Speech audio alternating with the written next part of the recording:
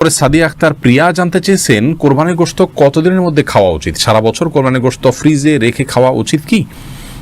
বল সাদিয়া, কোরবানির গোশত ফ্রিজে রেখে আপনার খেতে হবে এমন কোনো বাধ্যবাধকতাতে নেই। আমরা এটা কিছুদিন খেলাম, এটা দিয়ে আমাদের 6 মাসের গোশত কেনার কাজ সারলাম, এমনটি করাটা জাস্ট মানে কোরবানির সাথে যায় না, অনুচিত এটুকু বলতে পারি। কিন্তু এরকম কোনো সীমানা বলে দেয়নি শরীয়ত যে এর বেশি রাখা যাবে না। কেউ যদি 6 মাস 8 মাস রেখেও খায় তার কোরবানি হয়ে যাবে ইনশাআল্লাহ বিইذনিল্লাহ। কিন্তু এটাকে দিয়ে আমার পরবর্তীতে গোশত কেনা থেকে আমি বেঁচে গেলাম, এটা দিয়ে সারলাম, এই মানসিকতা রেখে অনেকে কোরবানি দেন, সেটা উচিত না। বাট আপনি চাইলে যে কোনো সময় পর্যন্ত রেখে এটি খেতে পারেন। আপনি মোবারক জানতেছেন, হুজুর গরুকে জবাই করার সময় নাম নেওয়া আবশ্যক নাকি? না, গরু জবাই করার সময় নাম নিতে হবে এরকম কোনো বাধ্যবাধকতা নেই।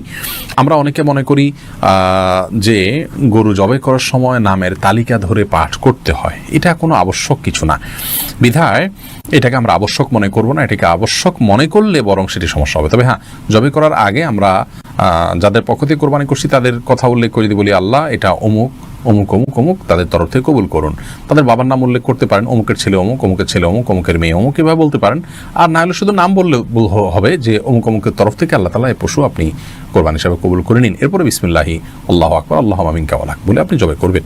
এটি করাটা মুস্তাহাব, নাম উল্লেখ করাটা, কিন্তু করতে হবে এমন কোনো বাধ্যবাধকতা নেই। না করলেও কোরবানি হয়ে যাবে। আল্লাহ তাআলা ভালো জানেন আপনাদের অন্তরে কি আছে, কারা কারা নিয়ত করেছেন, অতএব সেটি অসুবিধা হবে না।